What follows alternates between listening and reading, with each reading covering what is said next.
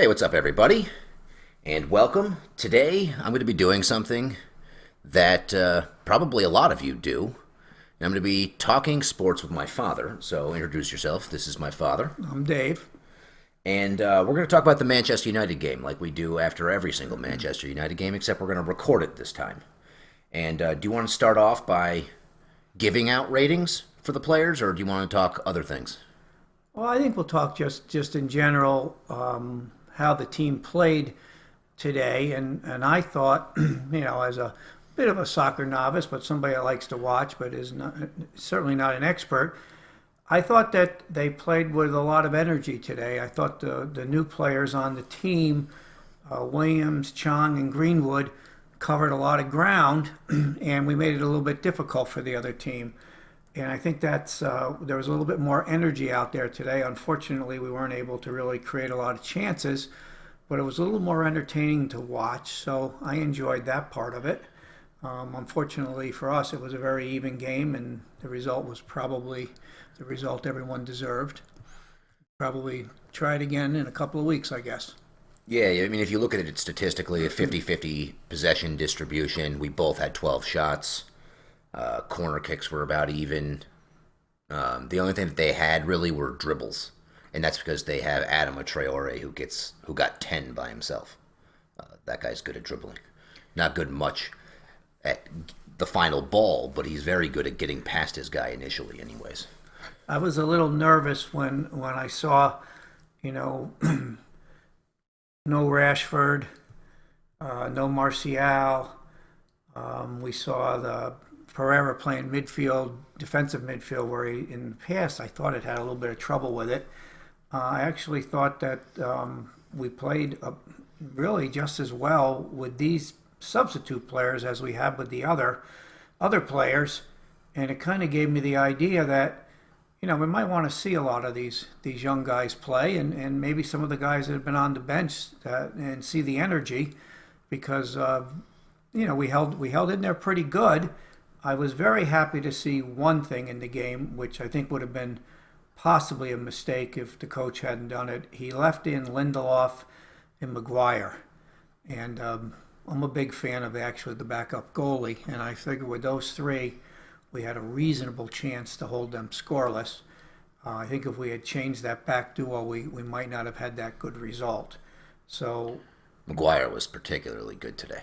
yeah, Maguire was a man today. He was doing what we all hoped he'd do a lot of. He was coming up and stealing the ball on a long pass, and actually Lindelof had a good game too. We both noticed a couple of Lindelof plays, which were pretty subtle, where he forced guys into a window where they didn't have a good shot on the goal. And that play at the end of the game where he blocked that ball out, that's an own goal for most guys. That was, I thought, a really, really sharp play by him. Especially off the slight deflection off. Maguire got a slight piece of it, and he still made the adjustment and made the perfect clearance out on the sideline. I think we were both really excited to see Chong play. Heath Chong, boy, he played some good defense. He was a little scary to the other team. And maybe they've got some players here that they want to give more of a chance to. Let them push the other guys. Some of the guys get a little stale. I was watching that Tahith Chong today, and I'm thinking, I don't really want to give this guy away. I don't want to pick up somebody who's a known quantity, how good he is, and he's maybe above average but not great, and miss out on a kid like Chong who's developing, because I thought he looked. I thought he looked very good today. He did a really nice job. He teamed up very nice with Greenwood.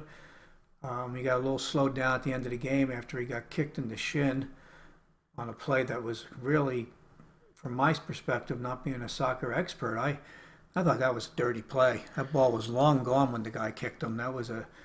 I actually thought that both of them, if they had the VAR look at them, could have been red cards. Both yellow cards that they got on tackles on Chong.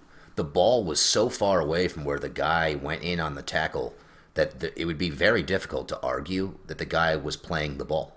Yeah, I didn't know. Well, I think the second one, he definitely wasn't playing the ball. And what was kind of exciting was, how badly he fooled these guys. we haven't had a lot of guys that are getting by their man.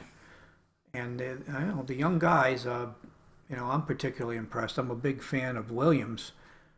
Wasn't a big fan of Williams when he first came up. I didn't watch him that close, but when I watch him now, he's aggressive.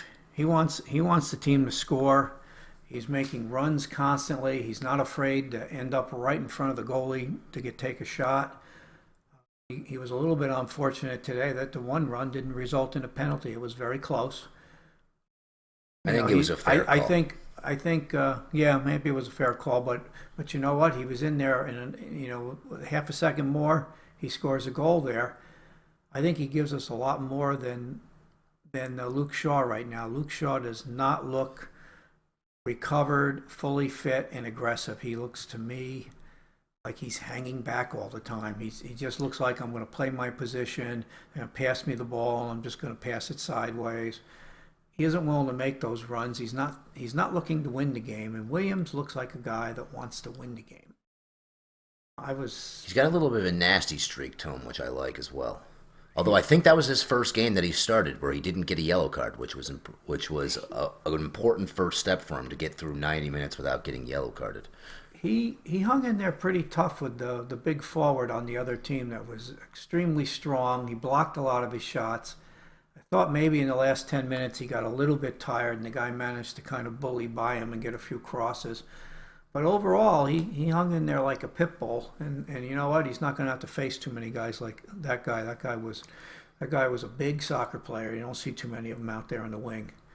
Adam Traore looks almost like he could play in the NFL.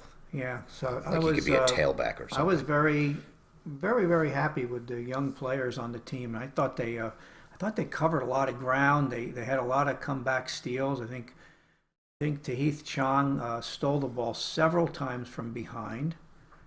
And another player that surprised me today was Pereira on defense. Pereira had played that defensive mid position before and looked like he had some trouble today. He was another one of the young guys that was coming back and surprising people and getting steals from behind.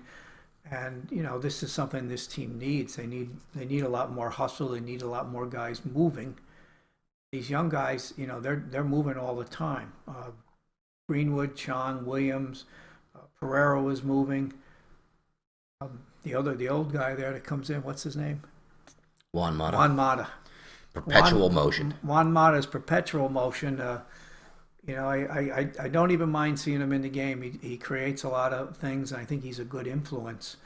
So we're looking at the positives. The team is not strong right now, but there's some positives. There's some young guys coming up who are going to get better, and I guess that leads to some of the other things with them always looking for new players. I'm not in favor of picking up new players who are a match for guys we already have when these young guys may improve, whereas a player that's been in the league 6 or 7 years probably seen his best play already. If a Or at the very superstar, least, you'd know what he is. yeah, if a superstar came along, I guess they were very high on this Erling Holland or whatever his name was. A guy like that comes along that you think may be a superstar, then you grab him. But to grab another guy and keep these young guys out of the game, I think we've already got the guys. I think letting a Paul Pogba go now. Paul Pogba's a tremendous player. He's hurt right now. They're making all these noises that he's not good for the team. Well, imagine if you trade him now, you're not going to get as much for him as you would like. You don't know what's going to happen with this team. If he comes back in a month or two, he may play great and decide to stay, or he may play great and decide he wants to leave, in which case you can get true value for him. But if you trade him when he's got a bad ankle, he needs surgery, and they're intonating that he's not a good team player, you're panicking. You don't have any reason to panic. Not to pick up a player that's not going to help you. No. The thing with Paul Pogba, why would you allow him to be sold when his value would be as low as humanly possible? Yeah, that's what I Manchester see. United has more money than God. They don't have a financial need. There's no reason for them to sell low. No, They have no reason to sell, period. They have no financial reason to sell. I mean, we sold Lukaku. We still haven't spent that money. We have sponsorship deals all over the world. We have television rights in every country in the world. There's no reason for Manchester United to be a selling club. Well, we have two young guys that play in the midfield, more so defensive midfield, but they have a kid named James Garner, who may get some playing time now, and we've got another guy, Timothy Fosu-Mensah, that is really quite an athlete, and he's been out on loan for a couple of years, and you know he looks like the kind of player. As I say, I'm not really an expert, but he looks to me like the kind of player that could play in different positions. He looks very strong. He's very fast. You know, you throw him in there, he's going to be excited, and we'll see. Maybe you find a diamond in the rough, a guy that you portray him as a fullback only. Well, maybe he's a little more than that. Let's find out. He came up through the Ajax program as a defensive midfielder. And we had him scouted as a defensive midfielder when he came up and made his debut for Van Gaal. He played him at outside back, but he made a point of telling us that this kid is a defensive midfielder. Well, while we're waiting for McTominay and Pogba, let's see what Fosu-Mensah and James Garner can do. And I like James. We still have, we still have Fred, who's been playing very well for us. So we go with these young guys and we see what happens. But Manchester United, in my opinion, should never panic. You've got a tremendous system of guys coming up, and you don't need to spend a lot of money picking up players. I think we did that a couple of years ago. We picked up a guy named Alexis Sanchez when we had some good young players, and that turned out not so well. Alexis was in the way of those young players, and it was terrible. He was not on the side where he was going to be improving when we had, Rashford and Martial, and those are young players that could have used the playing time. So I don't want to see that happen. I'd like to see these young guys get to play, and that may be the answer to this team. You pick up one really good guy. Don't pick up four guys that are all the same. All right, it's time to talk about the elephant in the room. That Nemanja Matic is awful. He is the worst player on the field every single game. He gets the ball, and by the time he gets rid of it, you could be playing against an under-10 team, and the under-10 team would all have slid into perfect defensive position. He takes 11 seconds to move the ball every time he gets it.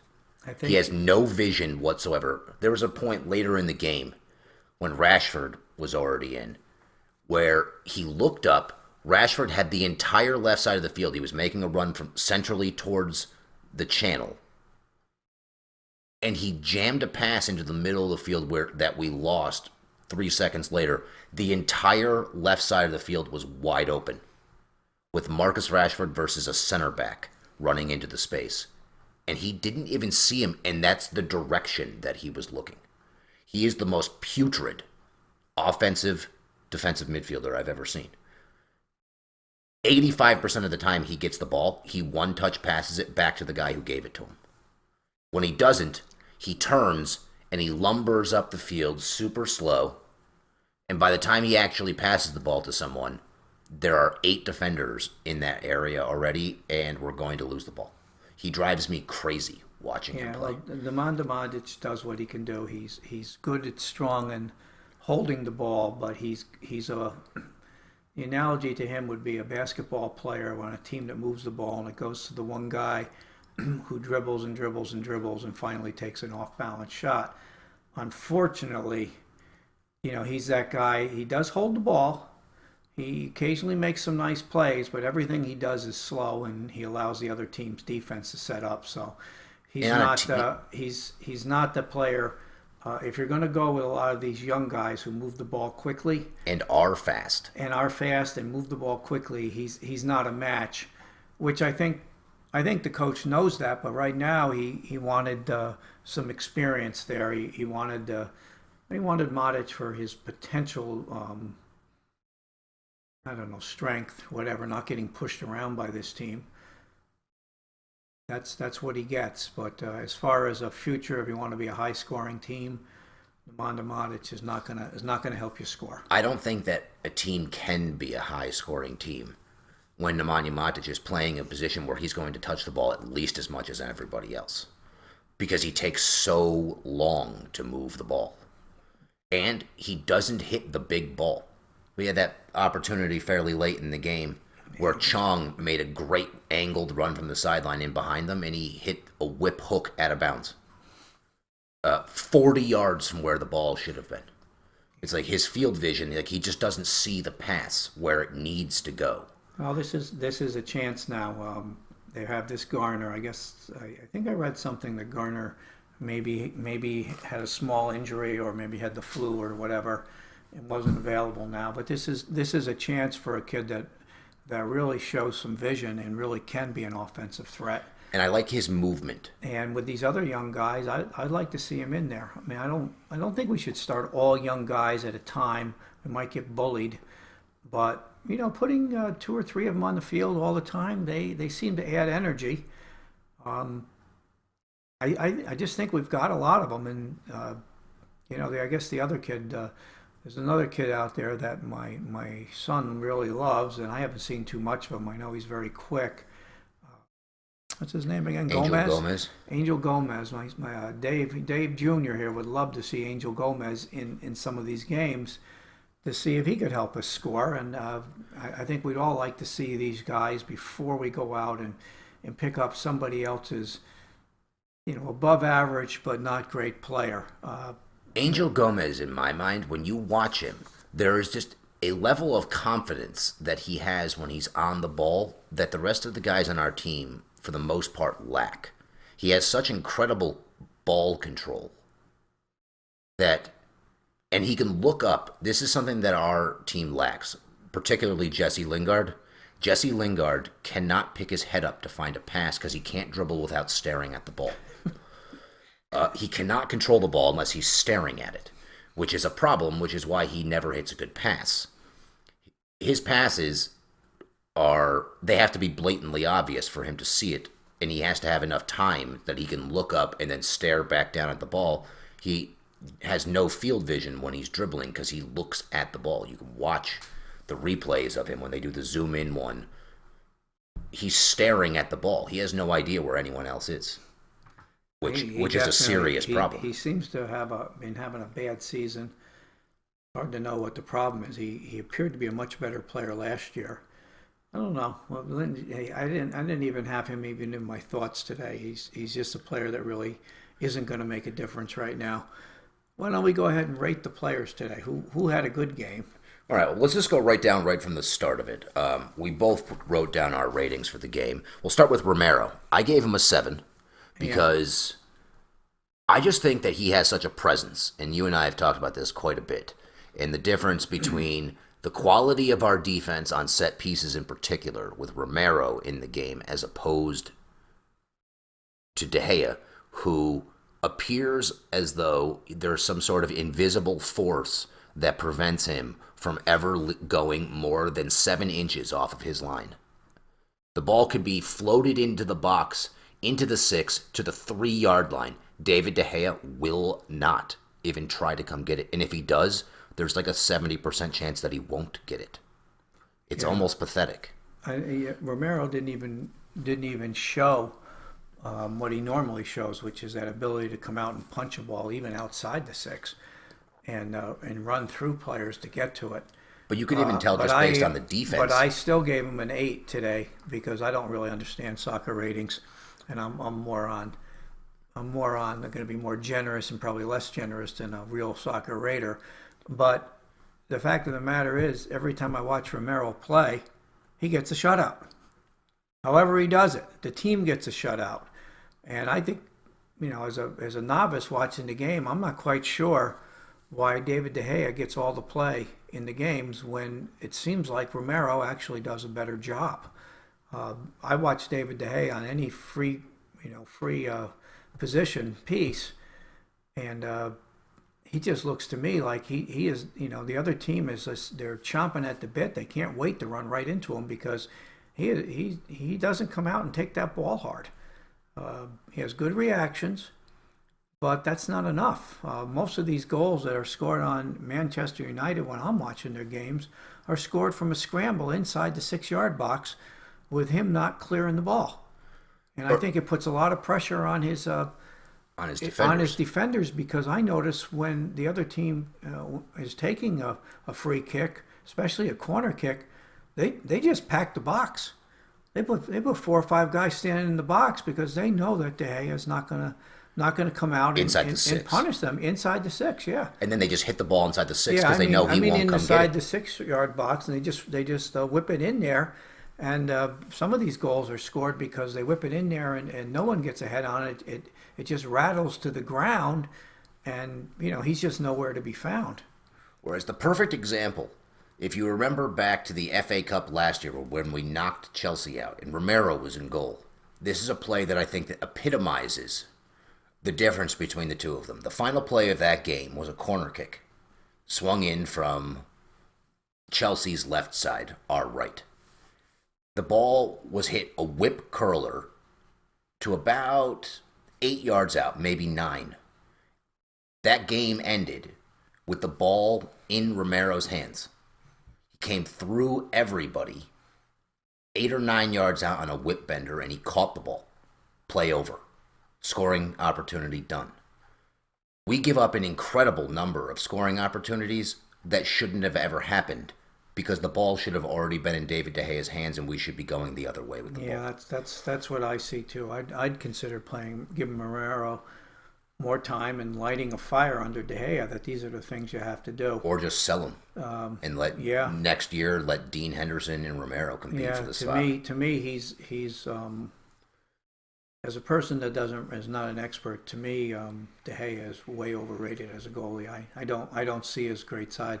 But we got to speed up on these guys. We went to Ashley Young, and both of us gave him a 5. Because Neto owned him the entire game. Because he got owned in the second half, and he does get bullied.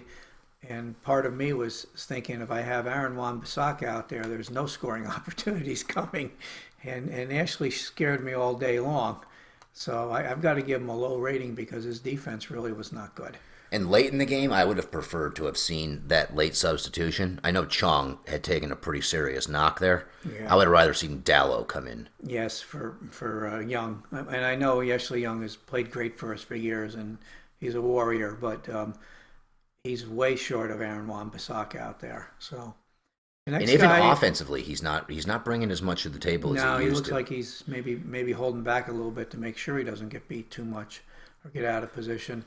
I thought Lindelof had a very good game just because of that block he made at the end of the game, and another play where he forced the guy to take a shot that was wide, that was going to be a really good shot. So I thought him bringing the ball up, I thought today he was superior. Usually Maguire is the one running up the field with the ball, but I actually like when Lindelof does it because I think he's got a little more control. I thought he had a very good game. I probably overrated him. I gave him a 7.5. I gave him a 6.5, mostly because I guess it might have been a 7. He played a solid game. He didn't do anything that really caught your eye. He had that one some point during the second half where he made that run up the field. No, that was in the first half where Dan James once again showed that he needs shooting practice, where Lindelof came up through the middle, laid it off to Juan Mata, ran through, and then the ball ended up with James. But I guess 7 probably would have been more fair. Yeah. Maguire was excellent. Yeah, he was our best player on the field today. Maguire was playing like the Maguire we hope we have all the time, which he often does. But today he was especially good at winning the ball, winning the headers, coming up and stealing the ball. I thought Maguire was fantastic today. He played like the Maguire we would like to see all the time. He was aggressive. He was dominant on defense. He was a man today. He was just winning balls, whether he was winning it via a tackle. I'm not sure how many interceptions he had today, but it had to have been 4 or 5. He had to have won 4 or 5 aerial duels.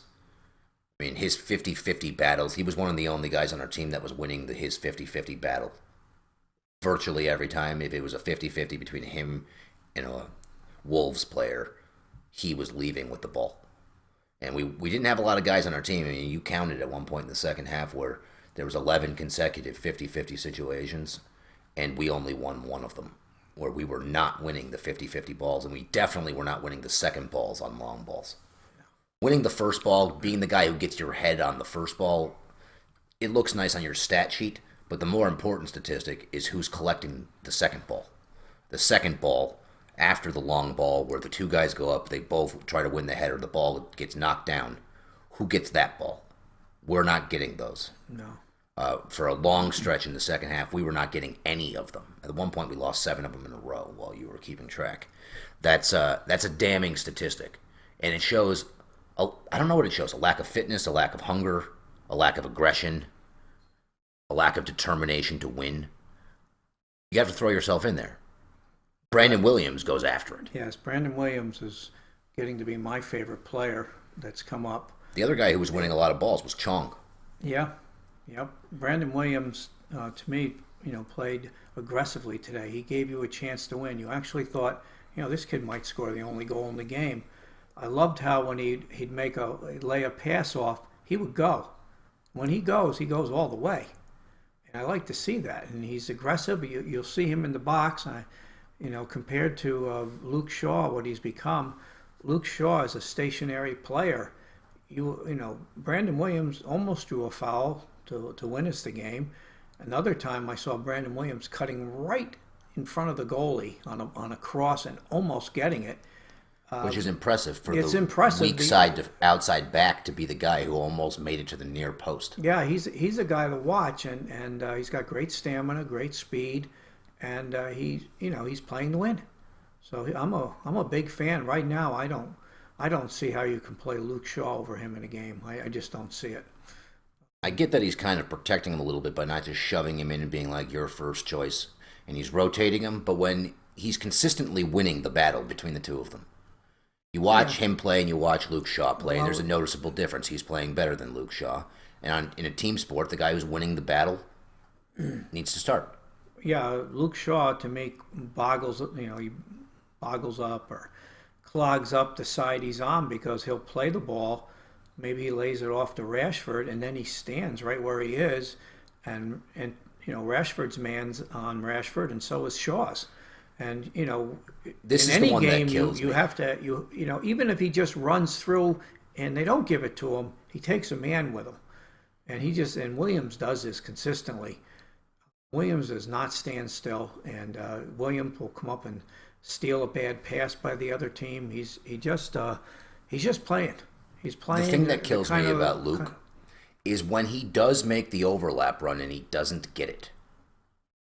He doesn't leave.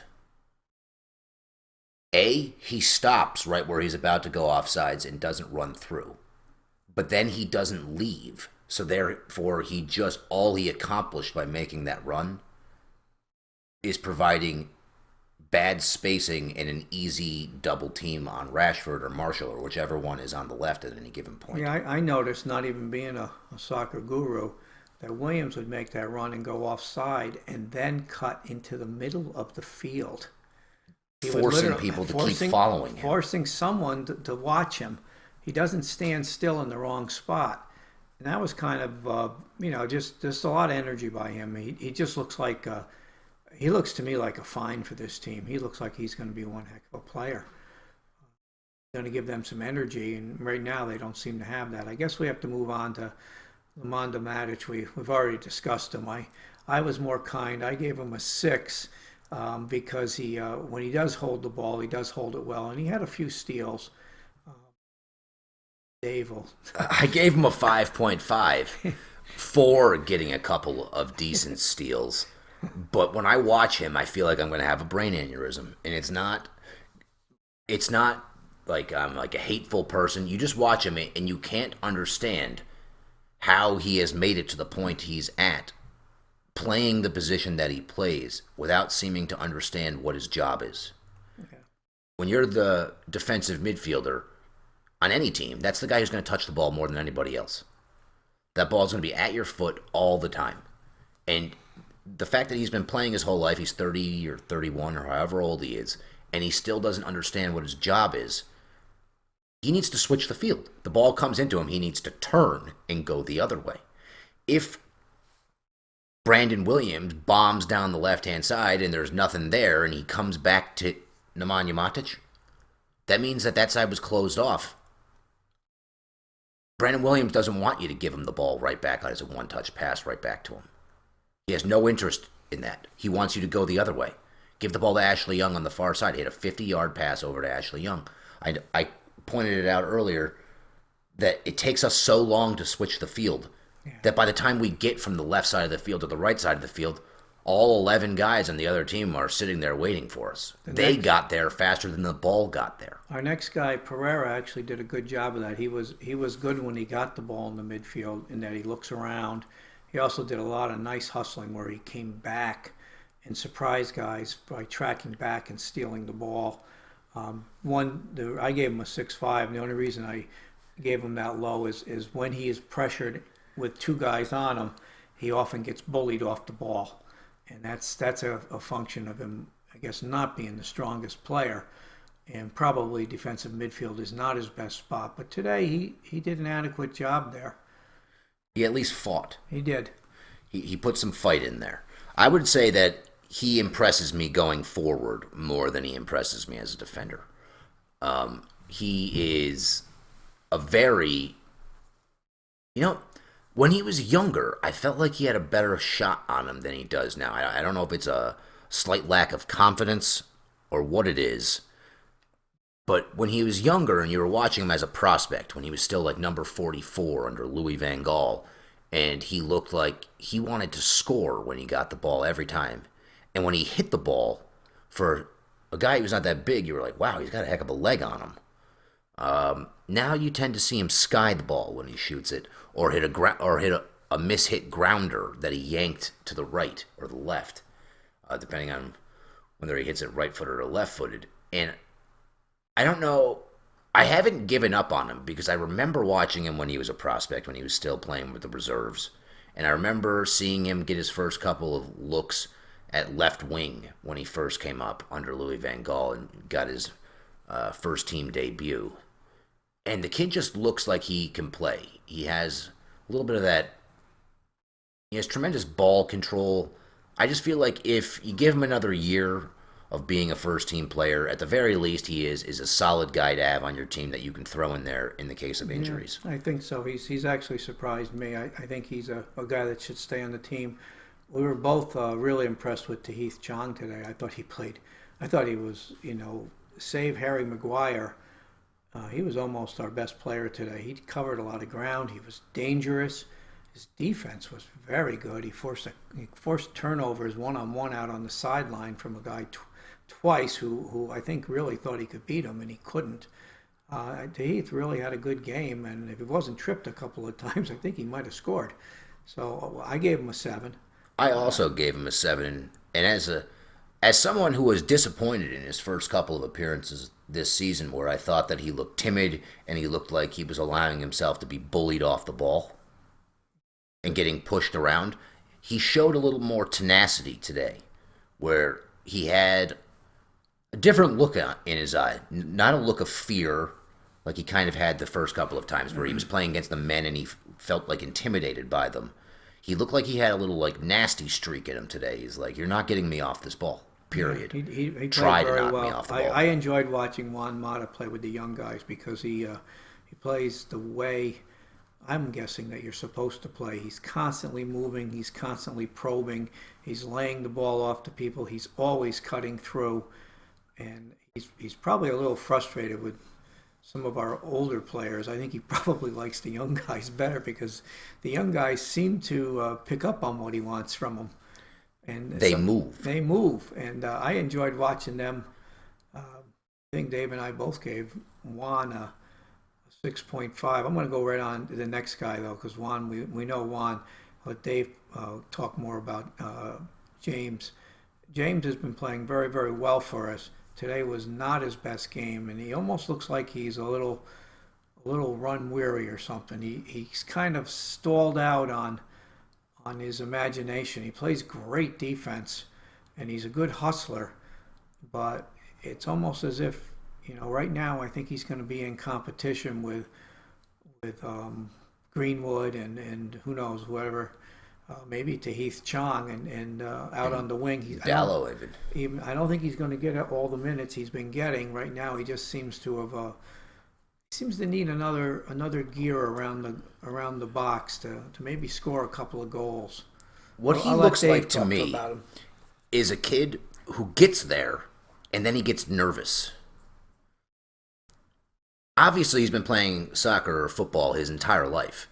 When he gets the ball in the box, I would imagine if you did a shooting drill with him, that he hits the ball harder than 2 miles an hour slow roller to the goalie. But when he gets into a game, he like gets excited or something and hits a grounder. Every single time he shoots. With the exception of those couple of nice shots that he had in the first month of the season, where he tucked him in the far corner, breaking in from the left side. And I was really hoping that we'd get to see him do some of that. And he does it for Wales when he plays for Wales. But he gets in there, and the other issue that I have with him is he beats his man, especially when he plays on the right. He gets to the baseline, and at least 2/3 of the time, he crosses it. And if you watch the replay, he never looked into the middle. He blind crosses it. He's just hitting the ball into an area of the field that's a dangerous area. But at a high level of soccer or football, it needs to be more like a quarterback throwing a football to someone. You're putting the ball over the first guy and under the second guy so your guy can head it into the goal. You're putting the ball, it's a pass, it's not just a kick. My thing with him is sometimes I feel like he just kicks it into the middle, blindly. And he sometimes hits the ball into really dangerous looking spots, but if he looked up, he would have known that the dangerous spot that he's hitting the ball towards, there's no one on his team, even though they're hauling ass to get into the box, that can fast forward themselves 4 steps farther forward than they actually are and get to that spot. You have to hit it to where the guy is, not where you would like him to be. Hitting a ball where you would like someone to be is pointless. It's just a turnover.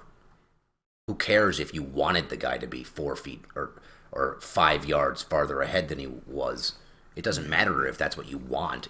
It's what is that matters. Well, it brings us to our next guy, Greenwood.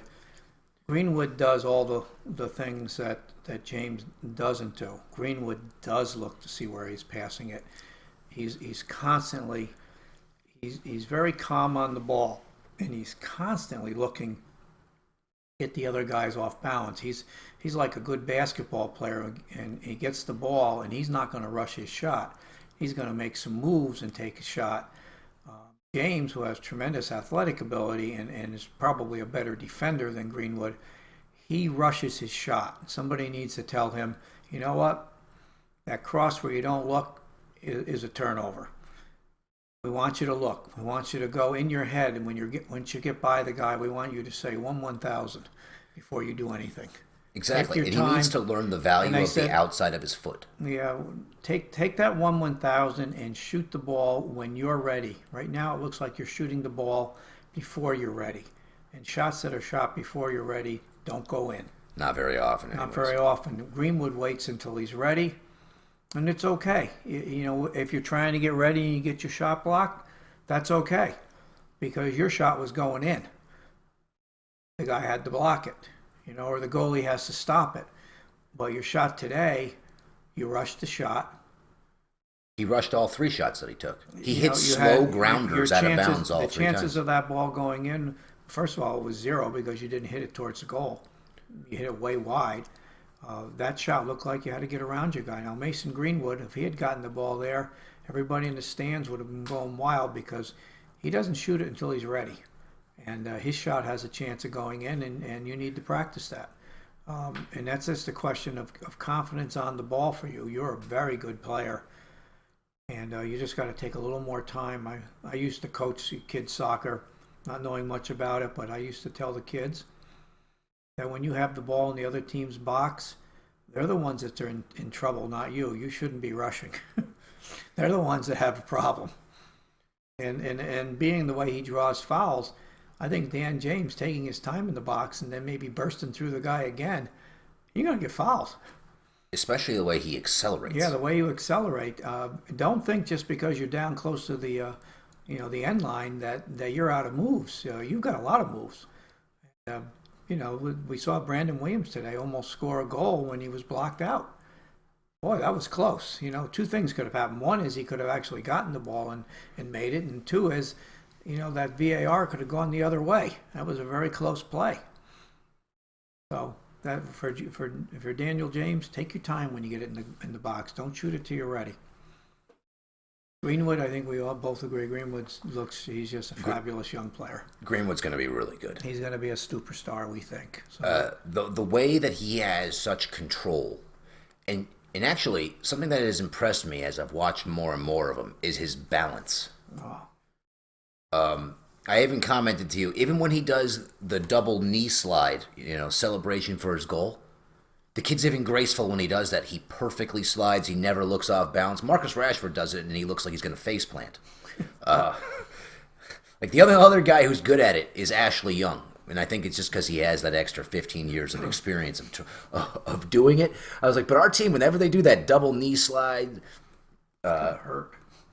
I mean, there's no rocks or anything on their field that they're worried about, like we used to be on the youth team field, where there might be a rock or something that you're going to tear your knee open doing it on. But everything that the kid does, he just looks like he has such incredible control. Yeah, he's a good one. Our subs today, they didn't get to play much. We gave Rashford and Fred.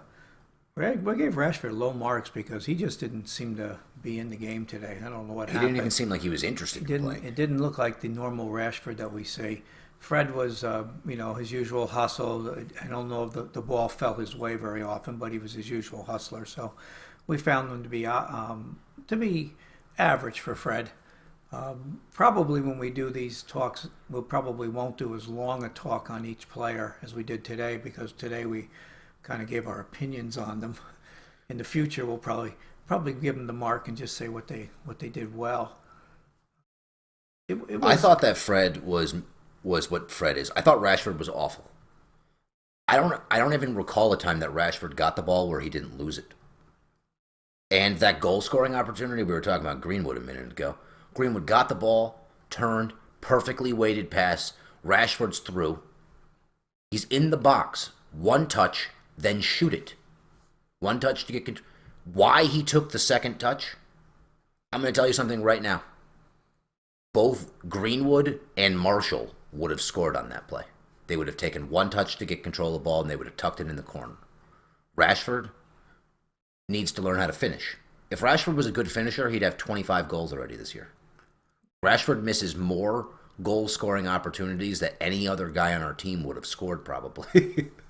Or any other guy with the amount of talent that he has in the world would have scored 9 more goals than he's had this year. I guess the positive about Rashford is that when you play him out wide, he makes that quick run into the box and he gets through. Most guys can't get open like he gets open. Fortunately, he hasn't perfected the other side of it. You watch Martial has a couple of goals in the last couple of games where he breaks in on the goalie, and Rashford would not have scored on those. He would have gotten his shot blocked. Martial takes his time, gets the goalie to commit, pops it over him. And it's a very controlled finish. Rashford tries to tear the cover off of it every time. That's his style. That's probably what he has right now. So, like Dave said, his best move today would have been to rip it right away. Heck, I would have rather him hit it first time than, it almost ended up miraculously deflecting off the guy flying up in the air and going in the goal. But we're gonna get that would have been luck. We'll get these guys in a couple more weeks, which is actually a good result for us today because we get another game. We could have been knocked out of the FA Cup today, but instead it's almost like going on to another round because we get to play again. I don't think this team is going to win the FA Cup. I don't think the odds makers certainly aren't going to pick them. So as far as I'm concerned, a tie is a great result. We get another game for all these young players, so I like that. And to go back to the thing that we were talking about at the beginning, this is a season that we're not going to win anything. We are in the semifinals against Manchester City, but the odds of us beating them in a 2-leg home and away are Oh, mediocre. I didn't know we had to play him two legs. Oh yeah, this is a two. This is two legs. I would much prefer just say, instead of two legs, why don't we just play him for 45 minutes? Yeah, that would be preferable because over 180 minutes, Manchester City is going to beat us in all Yes, likelihood. Even though I don't like saying it, it's just the truth. They are better than we are. But let's just do a little bit of the Pogba deal. I think we talked about it for a second. I don't want to see him go. I certainly don't want to see him go for less value than we should get for him. And mid-season, definitely not. No, I think you trade him when he's hurt like this. You're gonna get skunked. You're gonna get way undervalued. You're going to get 80 million for him instead of 150. I'd keep no, him. Be patient. Keep him to the end of the year. If depending on how you do in the summer, if you really feel he's not in your plans, then you let him go when he's a healthy player, when somebody really wants him in the right position. But don't panic sell him. He's a good player. He'll fit in with this team when he's healthy. But here's my thing that I've always wondered, especially regarding Paul Pogba. Is Paul Pogba actually that interested in going, or does the media, just for some reason, because since the second Paul Pogba came back to Manchester, they've been talking about him leaving. They started talking about it like 3 months after he got there. He's going to go. He's going to leave. He's going to leave. He's going to leave. He doesn't like anybody. No one on the team likes him. But then you watch them all interacting and they all seem to like him. So you're wondering if this is just another instance of clickbait, which is what kind of media has turned into as it's gone more online, where revenue is based on how many clicks you get, because you have to get a click to get your ad to play, and therefore it's very similar to YouTube in that way, that without getting a click, you're not getting any money. So they come up with all these ridiculous stories that I've noticed never have sources. They certainly never have a named source. They've had unnamed source stories about Paul Pogba 20 million times since he has been a Manchester United player. He seems to be relatively popular among the team. And when you watch him interacting with the other guys, they all seem to like him. So I don't understand what the deal is with it. I don't either. I would definitely keep him. I just don't see it. It'd have to be an incredible deal, and the one they're throwing on the internet now is that they're going to trade him for Toni Kroos. I understand Toni Kroos is supposed to be a tremendous player, but he's a little bit older. You've got young guys coming up that really move around and play, and he's not the player. He's not as a scary player like Paul Pogba. I think you're getting fleeced. I don't think you're going to take a Toni Kroos off a team that obviously wants to get rid of Toni Kroos. Why would you do that? I just don't see it. I would hold out and only pick up a real star young player at an advantageous time, and that's probably going to be this summer. I personally don't see the couple of guys that people are excited about. I believe they're excited about Maddison from Leicester and another guy, Grealish, from maybe Aston Villa. I'm not even sure where he's coming. Those are good, really good young players, and they would be nice additions to our team. But at this point, you're going to give up. You're not going to get them. You're going to have to make a ridiculous offer to get them, and you shouldn't do it. You're not in panic. I look at this team, and I see 5 young players right now that I want to see play a lot in the end of this year. I want to see this Fosa Mensa play because I remember him from 2 years ago. I thought he was pretty good. I want to see him get some games. I want to see this James Garner, who they're so high on, come up and get some games. I love this Williams. And after watching Tahith Chong today, I can understand why people thought he was such a good player. And then you go to Greenwood. To me, you got 5 young players that you want to give maybe at least a third of the playing time to over the rest of the season. Another kid that I would like to see get a couple of shots is Laird. Well, that's a player I don't know very well, but I've heard you mention his name before. You only really got to see him in the Astana game on Thanksgiving. Right. Where he was the young right back that's kind of built like a tank. Yeah. Who has an uncanny ability just to go right past this guy. Kind of similar to Dallo, who's another guy that you could put on the list of young players. He's only 20 years old, that you want to take a serious look at. Yeah, I think this is their big chance, and I would not panic and pick up. I've seen them mentioned with all types of players who has a as a lesser knowledge in soccer, I see these players and they say, well, he wants to move and he's not getting any playing time with the team he's on. Well, I'm thinking a guy who's not getting playing time in the team he's on is not going to get playing time at Manchester United either. So I don't know why you'd want to block your young players who don't cost you a lot of money. And that's where you're going to build this team. Bring in one or two guys, maybe one or two real stars that you really pick up in the right circumstance. And then you combine them with these guys that are getting better. And maybe not next year, but 2 years from now, maybe you're a really good team. Right now. And that's what we've failed to do. Since Sir Alex Ferguson left, we have... Moyes really didn't have much of a chance. We'll just kind of write that season off. He had an old team that just wasn't able to do it anymore. Then we bring in Van Gaal, and he says, give me 3 years and I will build you a team that can win. We gave him 2 years, brought in Jose Mourinho, who sold every single player that Van Gaal brought in. All of them. He sold Blind, he sold Schneiderlin, he sold Memphis, and he got rid of Adnan Januzaj. Now you cannot legitimately argue that if we still had all 4 of those guys on this team that Jose just threw away for next to nothing, for pennies on the dollar, we would be a better team. Unquestionably, we would be better if we didn't blow up the rebuild halfway through. Then Jose got us a bunch of old guys that we wish that we didn't even have. Alexis Sanchez, Mkhitaryan, Matic, a whole bunch of guys that I wish we never picked up to replace these other guys. Well, I think that's what you're afraid they'll do if they panic by now. Or if they panic, fire Ole. Ole said he wants 3 years to turn this into a winning team. Give the guy the 3 years instead of blowing it up partway through. Now, do I think that Ole makes the best substitutions? I think he waits a little bit too long. I think he waits 10 minutes too long to start subbing. That's my assessment. That's my opinion. I don't know if you guys agree. Some of you probably do. Some of you probably don't. But I think he takes about 10 minutes too long to make the first substitution every time. But then again, no matter what, you're not going to make everybody happy when you're the coach. If you subbed as early as I said, some people will say that you're pulling the trigger too early.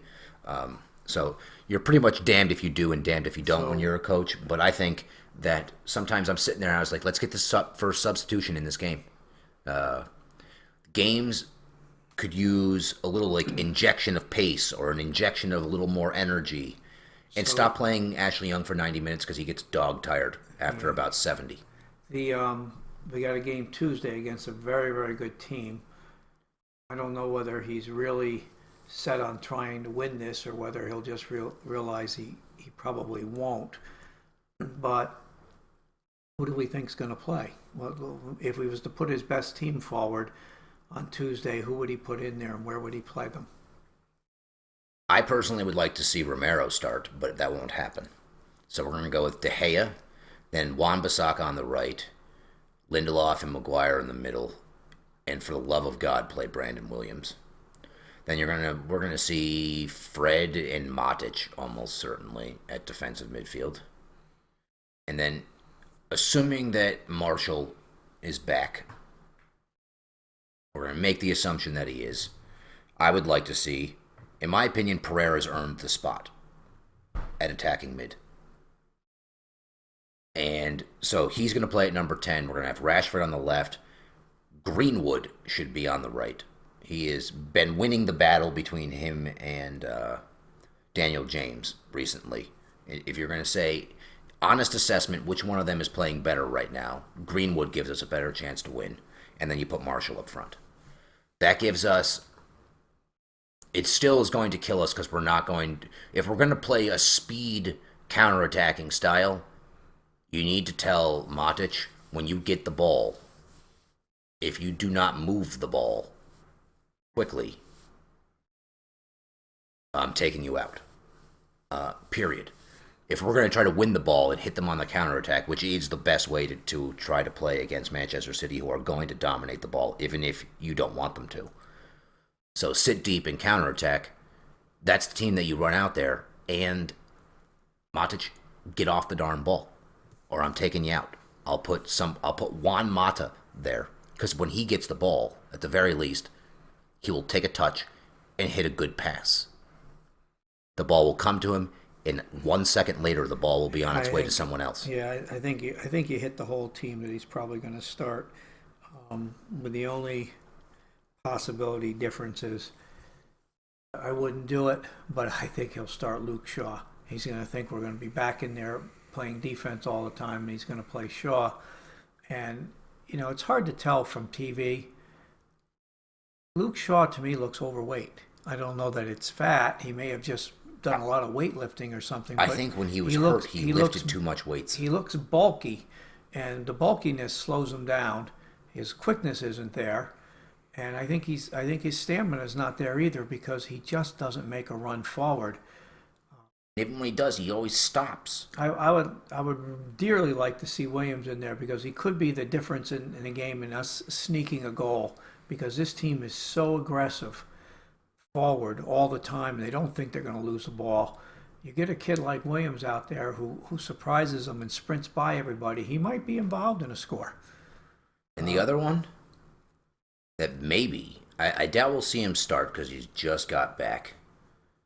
But at this point, our three best outside backs on this team, in my opinion, are Wan-Bissaka, Williams, and Dalot. Dalot is dangerous when he plays outside back. When he comes forward, he tries to make stuff happen. I'm not sure if I like him better as a right wing or a right back. But I know that I watched some highlights of him when we were first rumored to be going after him. And when he played for FC Porto, he played a lot of left back. So he's not scared to play left back either. And we need offense. If you're going to play this formation, one of the keys to the formation that we play is the overlap of the outside backs. And actually, just in modern soccer or football, whatever you want to call it, overlapping outside backs. Find me a team that's very good that does not have very good offensive outside backs. Liverpool has tremendous offensive outside backs. Manchester City gets pretty solid production out of the litany of guys they play at outside back. Barcelona gets good production from their guys that play outside back. Bayern Munich gets pretty solid production from their outside backs. The elite teams in the world attack and they use their outside backs to overlap, which is almost impossible to stop if the other team's wingers are not tracking back every time, and in which case you get the added benefit of even when the other team wins the ball, they have no one up on offense because their wingers are standing next to their outside backs. Yeah, I'm hoping. I would like to actually see him put this Chong on the bench. Get behind late in the game, and bring him in. Maybe take the other kid out there. Take Pereira out, who's not really a threat to score, and you just drop. You drop. They kind of play any way they want anyway. You drop Rashford into the middle, and you have Chong on one side and Greenwood on the other, and the other two guys are kind of occupying the middle and moving around, and they're all scorers. I could see Chong coming in that game late for Pereira. If we need a goal. I wouldn't mind seeing us attempt to play in a straight 4-4-2. I think we almost do anyway. I think we move around so much. I watched the game today. I saw Greenwood sitting out on the side. I saw all kinds of things. People move around a lot. I'm not. But even when you watch the Arsenal game, how many times did Anthony Martial get the ball and there was no one there for him to try to give it to? He gets the ball and he's all alone up there. What the heck do you do when there's no one there with you? He has to try to dribble through the entire team by himself. Well, he almost made it through a couple times. In my estimation, they had that Luke Shaw up there. He was just in the way. I just thought he played just an absolutely awful game. Matic was awful. We just didn't move the ball at all. It was very easy to guard us because nobody was running into spaces. And Lingard's newfound lack of ability to settle the ball. That's a new development for him. That had never been one of his issues before, but his first touch has deserted him now, too. He can't control it when the ball comes to him. I guess the coach just likes to play him. and maybe recognize that he was a good player at one time. But I for think he whatever keeps reason, running him out there, hoping that he'll snap out of it. yeah, he's just awful on the field. He's just bad. And a He couple just, years ago, he looked like he was really emerging as a pretty solid player. He played well in the World Cup for England. I yeah. mean, he was a starter on the England World Cup team that went to the semifinals of the World Cup. Well, we're going to have trouble because we're kind of a mismatched team right now. You don't have a lot of people playing at the same speed. You got a midfield that's a little slow, And then you have an offense that's based on speed. right? It's just a mismatched team now. And that's what I think I was like the big flaw of what Jose Mourinho put together. We had a bunch of guys, we had a fairly young team that wanted to get up and go. And he brought in these old guys that like to pass the ball sideways. And the system doesn't fit the players that we have in the ball distribution situations. Matic cannot start a counterattack. I think he did once the couple weeks back where he just kicked the ball as far as he could and it went to Rashford and Rashford dribbled in, cut it into the middle and scored. Maybe against like Rochdale or something like that. It was like against like a Division 7 team, like Matic managed to get an assist by just literally turning and kicking the ball as far as he could, and Rashford outran everyone down the field to the ball. I actually thought today they played a little bit better than I thought. They weren't good, and they weren't better than the other team, but they weren't. They were almost equal to them, except at the end when they seemed to just tire out completely. I was actually pretty pleased. I thought I'm going to attribute it mostly to the younger guys putting a little more energy and stealing the ball and putting a little pressure on the man who had the ball, especially in the middle of the field. Especially, balls that the other team tried to play through the middle. They got knocked around today. And in their game against Arsenal, the other team would sometimes play about a 20 or 25-yard pass up to a forward who was coming back for the ball, and that pass was completed and really opened us up. And today, there was almost none of that. These kids today, through the middle, really put a lot of pressure on. The other thing I thought that that could have been done that would have helped us is something I mentioned in the second half. If you inverted the center midfield, instead of with two defensive midfielders, with Pereira playing as a defensive midfield, why not invert it and have Matic literally just sit on top of the center backs as a shield, because that's all he's really good for anyways, and then play with Mata on the right and Pereira on the left as more, just invert the triangle. One defensive and two offensive, especially on a team that plays with a back five, who most of their game, to be honest, is predicated on counterattacking. Why not put more guys in their face, play a more advanced midfield, and just let Matic do the only thing that he's really on the field to do, which is try to win some balls back and then just hit a simple pass to somebody and try to get us going forward.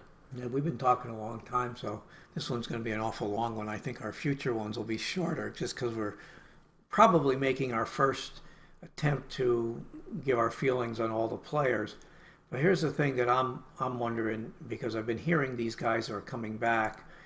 I'm wondering how long is it going to be before we see Timothy Fosu-Mensah, before we see James Garner, before we see Eric Bialy, before we see Axel Tuanzebe, and before we really see Dalot. I mean, are we going to look like a team that doesn't have enough players and is tired when we have a lot of games? Or are we going to give these guys a try? And when will we see them? Okay, Timothy Fosu-Mensah, I know he played a game with the under-23 team, right? No, that was Dalot who already did. Fosu-Mensah's scheduled. He did an interview with MUTV this week where he indicated that he's going to play a game or two with the reserve squad. Okay. Just to make sure he gets match fitness. I'm anxious to see him. I'm really anxious to see him and James Garner. I'm not as anxious about Dalot because I've seen him before, but this Timothy Fosu-Mensah intrigues me because he's such a physical specimen, and he's so fast and he's so powerful looking.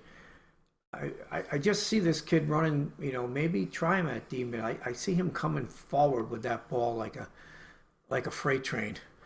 You know what else I see? I see when they play a ball up, I see him cutting in front of the guy and taking that ball. That's what I see. A guy who covers ground so fast in the middle of the field that he wins the ball back for us constantly. He's a completely different player, but what I never could figure out how this other guy did it. But they had a player last year, Herrera, who used to steal the ball constantly in the midfield. The team would try to make a 30-yard pass, and that darn Herrera would cut in front of the guy and take the ball over and over again. I'm looking for a guy like that. I don't see that from this team. Fred's pretty good at it. I see Fred as a hustler. He does get some of them. The only guy on this team I see who takes the ball on a guy when they hit it long is Maguire. Maguire will. And that's something I think that we're missing if we had kept Blind. Blind was a guy who had an uncanny knack to steal the ball. Now, I think I read an article recently that he has a slight heart problem and he's going to be out for the rest of the season. I read that. He has a dangerous heart problem. Where he might not even be able to play anymore, period. Right. So maybe that worked out just by pure luck where we got rid of him and we got something for someone that might never be able to play ever again, period. But as a whole, I really feel like we would have been better served having not gotten rid of all the players that Jose Mourinho wasn't interested in having on the team that were part of what was supposed to be our rebuild. Like if we had Morgan Schneiderlin's a guy who wins the ball. He anticipates. Not great offensively. Hits a decent long ball, but he wins a lot of balls in midfield. That's what we picked him up to do. Well, I'm kind of curious. I know this kid James Garner's had an unbelievable season with the younger team. I'm kind of curious to see if you give him put him in the lineup.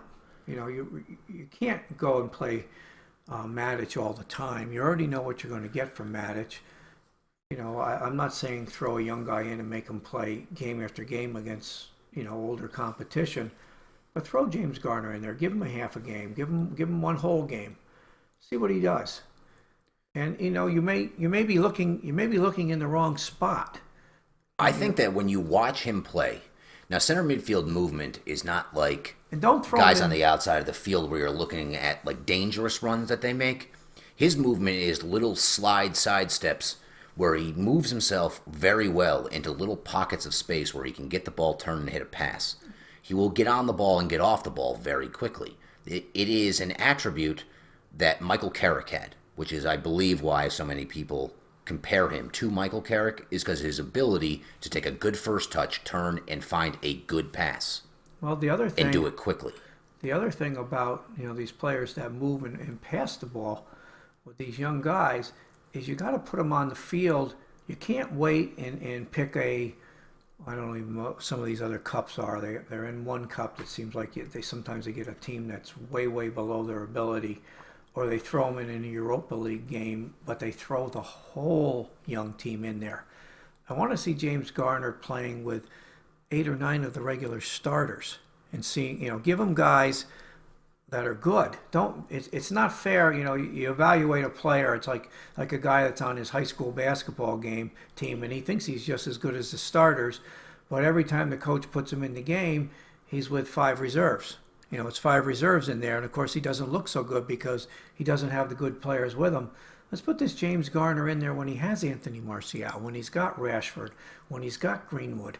And he's playing next to Fred. And he's playing next to Fred, and maybe we got Williams out there. Put him in there when we've got and Pereira, I guess, at center. Put him in there when we actually have our best team. When you got Wan-Bissaka out there covering a lot of ground, where he doesn't have to run over and help Ashley Young out. Put him in there when he can actually play and feel like he's on a good team and he can be offensive. Because I understand this kid scores a lot of goals from that position. Yeah, he has 6 or 7 goals already this season from defensive midfield. So, I would like to see him playing in there, not in a game. Let's say they decide to give him a game, and the one game they give him is the second leg of the Manchester City game, 2-game FA Cup, and we lost the first one 3-0. Well, we're probably not going to score 4 goals and beat Manchester City, so he throws in every young guy in the whole team, and he throws in the back 4 is young, and whoever. It's your absolute weakest team, and you put Greenwood in there, and we just get dominated. Or not Greenwood, you put Garner in there. Let's see Garner in there with a good team. Let's see Chong in there with a good team. So I thought Chong. Chong looked I thought dangerous Chong today. looked like a guy like you're dying to get another offensive player. You may already have him. He looked pretty offensive today. He was a couple of times today. He was just a tick away from getting it. My issue with him early in the season is that he was allowing himself, even though he's a decent-sized kid, he's like 6'1", 165 or something like that, but he was playing like he was 6'1", 135. He was allowing himself to get thrown around. Like he just didn't have the determination or the grit. Because that's not small. You shouldn't get thrown around when you're that size. Yeah, he's got some definite talent, and he's really fast. And you've got enough guys on this team that are good that you can spot these guys in and give them some time. And those are the ones I wrote down here: Fosa Menza, Garner, Williams, Chong, and Greenwood. I want to see these guys, and then next summer, you might be looking at, geez, we pick up a Jadon Sancho. You pick up a Jadon Sancho. You pick up you didn't get that. You pick up one player. Maybe you pick up this Madison kid. I don't know. You're probably not going to get or Grealish. You pick up one more stud midfielder, and maybe you end up keeping Pogba. Maybe McTominay's back. Maybe this James Garner's a player. You all of a sudden. The other kid that actually impressed me a little bit, and I know that it was just the Astana game where they only sent our under-23 team to Kazakhstan, but Dylan Levitt played pretty well. The other young center midfielder that's also 18. When you watch I watch a lot of the youth team games, and he stands out as a player that's pretty good in my mind, even though he's only 18 years old and he's not big. But he's another guy who understands how to play center midfield in a manner that Matic does not. He gets the ball and he moves it. That is your job when you are a center midfielder. You're not a supreme goal scorer. You're not a guy who's supposed to dribble the ball all the way up the field. You're a guy who gets it and moves it. Did you think that maybe Scott McTominay was hurt even before he went out hurt? Yes, because he didn't look like himself 2 games in a row. Yeah, that's what I saw. I mean, I'm watching Scott McTominay and I said, geez, he doesn't look very good.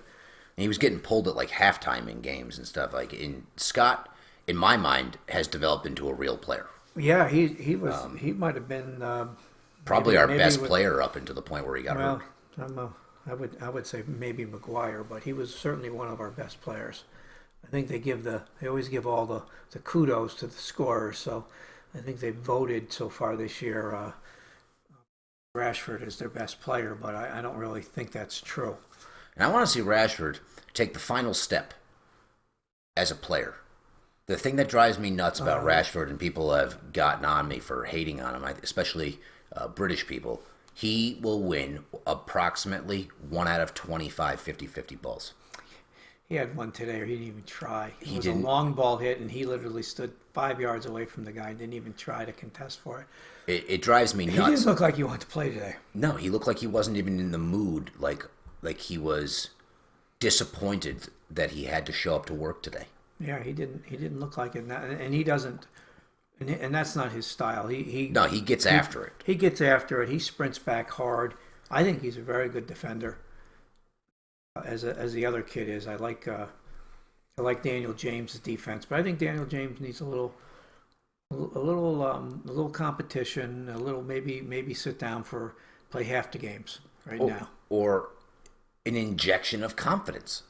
Tell him. Remember, we were watching him in preseason, and I was like, someone needs to tell him that he's allowed to shoot it. Because he got the ball in preseason, and he'd get into a good position, but then he'd look like he was dying to find somebody else to give the ball to. He had a couple of times this year where he wasn't out on the wing. He got the ball more central, and he was ahead of guys and running at guys, and he got into the box, and they fouled him, and we got penalty kicks. One of the things you might tell them is when you beat these guys down the sideline, you don't have to wing in a cross without looking from 25 yards wide. Why not take it right down the baseline?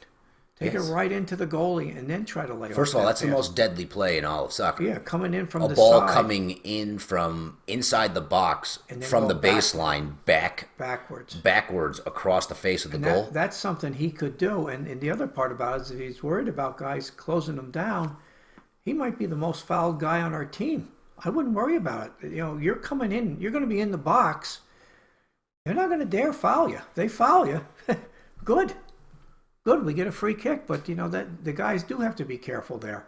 So I would like to see him when he gets down the right side, and I don't want to see him whip a long pass to a guy that's covered. I want to see him cut in and not pass that ball until we see somebody that will get a shot off. Yes, and hit a pass to the person. Yes. Pass it to the person. Don't kick or it just keep going and try to and rip it right at the goalie. It's like, as someone Rip who it played a right lot at of it, wing in I'm their okay. life, you look up. I used to think of crossing the ball or hitting a dead ball that's going to be into the box.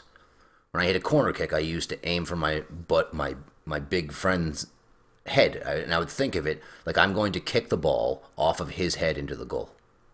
That's how you have to visualize hitting a cross. I'm going to hit the ball off of his head into the goal. Well, especially since we don't have a lot of guys that are heading the ball into the goal. Or hit the low cross. When he gets in there, yeah, and he sometimes does cross it lower, but it's always blocked by the guy that's in between him and the goal. I'd say take these guys on. And this was a play that I keep seeing our team not making. That I recall when I used to play, you gave me this idea as someone who didn't even really know anything about soccer. But when you're coming in, say, from the right side of the field, and you're a right-footed guy, and nothing is really on, there's no one that's wide open, hit the ball as hard as you can, low to the far post. The goalie will not save it, or will not catch it. He most certainly is not going to catch it. And then you've created a situation where there wasn't really a good pass that was on, but you hit an absolute low rocket that the goalie's just going to have to try to get something on, but he's going to spill the ball back out in front of the goal, which creates a scramble goal situation. He can't hit it over the goal, and he really Yes, he can't touch it up. He can't hit it out of bounds. He's going to kick it, and half the time it may go in off of one of his own players. Yes, it creates a really dangerous loose ball situation, as opposed to just hitting a cross that's going to be easily defended. Yeah. And I had never thought of it before, but you suggested it to me. You're like, when you get the ball out there and you look in and there's no one there, don't wait and try to find somebody. Hit the living tar out of the ball low and hard, preferably with the outside of your foot. The whip one that's bending back in at the goalie, because the spin is going to make it very difficult for him to deflect it wide. He's going to have to try to literally just deflect the ball. Yeah, I like that. I like that one. I'd actually try to hit him with the ball. Yeah, hit the ball low at the goalie's weak side foot as hard as you freaking can. Yeah, just out in front of him enough so that he's going to go to get it, but he's not going to be able It to get rid of it. probably would go down on the stat sheet as an attempted bad shot, Yeah. but really what it is creating the potential for a better scoring situation than hitting a terrible cross when everyone's already covered. If they're already covered from your angle, maybe the loose ball that comes off the goalie, your guys will be in a better position to grab. It's all about angles once it comes off the deflection, which guy has the angle on getting to the ball first. Do you think we're doing too long today? This will be our opening one. I think our other ones will be a lot shorter because we will... I don't know how long we've gone. What do we go, about an we must hour? have gone about an hour. All right, well, then I guess we'll tie this thing up because I don't think I have anything else I really wanted to talk about other than what we already said. We don't need too much. But did I have any other observations that I made? Other than Chong did show me something. I thought that Maguire was excellent. I think that we will never be a good offensive team if you have Matic on the field. Yeah, I think you actually covered them all. And Rashford should have scored. I think I got everything. And right. At this point, Williams is definitely playing better than Shaw. So thank you for tuning in today, and look forward to seeing what you guys think. Have a good one, everyone.